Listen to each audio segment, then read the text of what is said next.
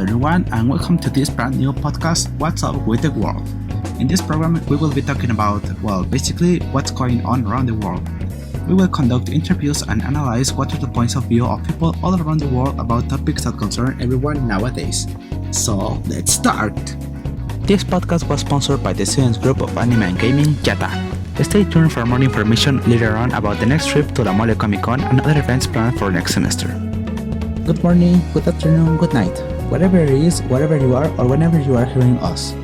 Today, we will be talking about what are the Sustainable Development Goals, or SDGs for short. So, the Sustainable Development Goals, also known as Global Goals, are a set of goals adopted by all United Nations member states in 2015 as the universal goal to end poverty, protect the planet, and ensure everyone enjoys peace and prosperity by the year 2030. They recognize that action in one area will affect outcomes in others and will balance social, economic, and environmental sustainability. These targets are ambitious, and in order to reach them, we need of everyone, of the creativity, the technologies, and financial resources from all society. They are all necessary to achieve the SDGs in every context. There are 17 goals designed by the United Nations. Today, we will be reviewing goal number 13, climate action. So, let's set the background about this problem. You all may know about the effects of climate change, which are affecting all countries in the world. 91% of geophysical disasters are caused by human impact and throughout 20 years have killed more than 1.3 million people and left more than 4.4 billion injured. The main goal is to annually mobilize hundreds of billions of dollars to developing countries to invest in low-carbon development and adapt to climate change, as well as contributing to achieve other goals along. With urgent and ambitious collective actions to requirement, a strong political will, and increasing investment, and the use of existing technology, the limit in global mean temperature can increase to 2 degrees Celsius, aiming at 1.5 centigrade degrees above pre-industrial levels. Now, to understand what is going on with the problem and go deeper on, I will mention some facts. So, as of 2017, it was estimated that humans have caused approximately 1 centigrade degree of global warming above pre-industrial levels. Sea levels have risen about 20 centimeters since 1880, and are predicted to rise another 30 to 122 centimeters by 2100. To limit warming to 1.5 centigrade degree, global net CO2 emissions must drop by 45% between 2010 and 2030 and reach net zero around 2050. Climate policies under the Paris Agreement cover only 1/3 of the emission reductions needed to keep the world below 2 centigrade degrees. Bold climate action could trigger at least $26 trillion in economic benefits by 2030. The energy sector alone will create around 18 million more jobs by 2030, focusing specifically on sustainable energy. We'll make a little pause for now and get back in a moment.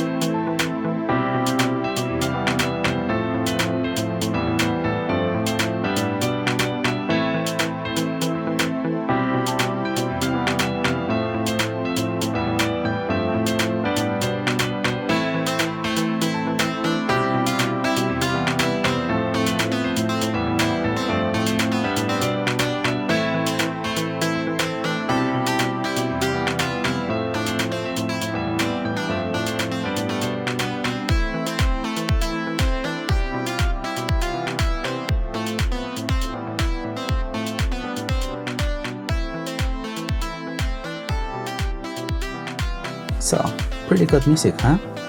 This was made by a student from here campus Cuernavaca. His name is Nico Romero. He's actually in his first semester of high school and he's already working in some cool musical projects. Please look forward to hearing more about him. Getting back on the topic, we conducted some interviews to people around the world to get to know the perspective of people in other countries and make analysis on them. We were lucky enough to get an direct interview with someone. Let's hear him out. So we're here online with Spain, with our first interviewed person. Her name is Norma Padilla. She's 38 years old and has been living in Spain for 9 years. So Norma, our first question is, do you know if the government of the country you are living in promotes actions to combat climate change? Which ones? Yes, across the country there aren't promoted that much, but energetic companies are being forced to produce at least 5% of clean energies. In states like Madrid, roads have zones exclusive for electric cars or residents in the zone, which can use the zone with normal cars until 2025. This is to lower emissions and promote other ways of transportation like public transportation, bicycles, roller skates, etc. The only problem is the new government trying to remove this system. Other laws prohibits the use of plastic bags in supermarkets. You have to buy your own bags, which can be of paper, fabric, or plastic, being the fabric ones the only reusable. Trash also is separated in organics, plastics, paper, glass, and general residues. Diapers, unicel, etc. Around 25% of residues are recycled. Pretty interesting. Now, moving on. On your own, have you taken actions in your home or your community to reduce the environmental impact? At home, we buy from markets or local business. We try to avoid packaged products. We have our own reusable bags and separate our trash properly. We try to join a consume group, which consists of families who buy from local farmers and ranchers. This reduces CO2 emissions by avoiding long transportation, but you only consume seasonal food. In fact, my family has a small field to grow our own vegetables.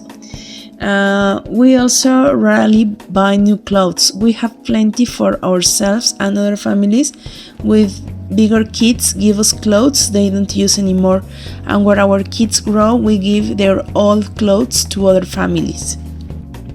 Well, that's pretty generous.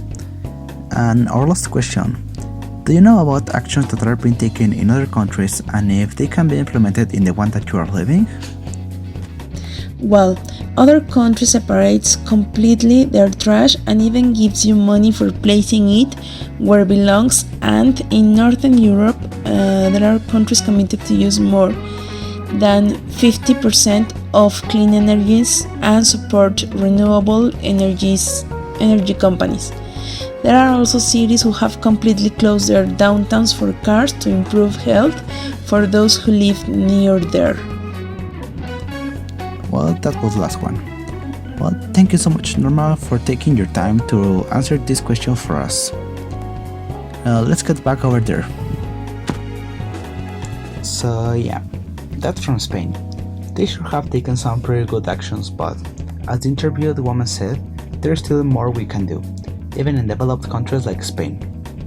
Now we'll move on to an interview made to someone from Canada. So now we're online with Canada. Here we have our next interview. This one is with Luz Elena Gonzalez. She's 41 years old and has been living in Canada for 10 years. Now Luz, the first question. Do you know if the government of the country you are living promotes actions to combat climate change? And which ones? Yes, it's been long ago since they were implemented, such as reducing the use of plastics, such as plastic bags in the supermarket or plastic containers, which has been beneficial for business who don't use them. On the roads, there are specific lanes for use when there's more than one passenger in the car or electric vehicles. They were grants for people who buy electric cars, and companies must pass environmental control tests. Pretty neat, huh? Well, moving on, next question. On your own, have you taken actions in your home or community to reduce the environmental impact? Each time I go to the supermarket, I bring my own reusable bags. I have a kit of reusable straws, Ziploc bags, and use paper wraps instead of aluminum foil. I buy biodegradable bags for collecting the poop of my dogs. I carry my own water bottle and use fabric wipes for removing makeup. That's pretty common nowadays, huh? And our last question. Do you know about the actions that are being taken in other countries and if they can be implemented in the one you are living? They can implement taxes for driving in downtowns or crowded places like they do in London. Invest in infrastructure and grants for alternative and cleaner transportation like bicycles and electric cars like they do in the Netherlands. And that's all. Well, thank you so much, Luz, for taking your time with us. And now we get back over there. From other interviews we made, we went to be another European country. This time it was Belgium. From what we saw, they all have regulations for companies and mobility. We could say those are some of the main factors for achieving sustainability, the regulation of carbon emissions. Other actions that are causing quite an impact is the regulations of plastics, either from supermarket bags, straws, or disposable cutlery or plates. Analyzing all the interviews, we also saw from an interview conducted with someone from Argentina that every region does what they can. Over here in Latin America, we focus more on wasting less water, and it's a recent tendency that we try to reduce the use of plastics and strengthen the regulations of emissions of CO2 from mobility. All over the world, we still need to take actions to achieve all of the Sustainable Development Goals. Everyone must cooperate to make a difference. We would like to thank all of the people interviewed. This couldn't have been possible without you. As well, we would like to thank our sponsor Cheta and Tectometry for letting us make this possible. Now, what you've been waiting for? Would you like to assist La Mole Comic Con? La Mole is an event that captures pop culture from all around the world. Next semester, on March 14, we will hold our almost traditional visit to the Comic Con. Pay attention when we announce costs and details to ensure you set aside the date and you don't miss out this awesome event. For more information, you can contact the president on his email ao1423015@itsm.mx or by phone 777-214-6511. And that's all, folks. My name is Jesús Carreño. See you next time on What's Up with the World.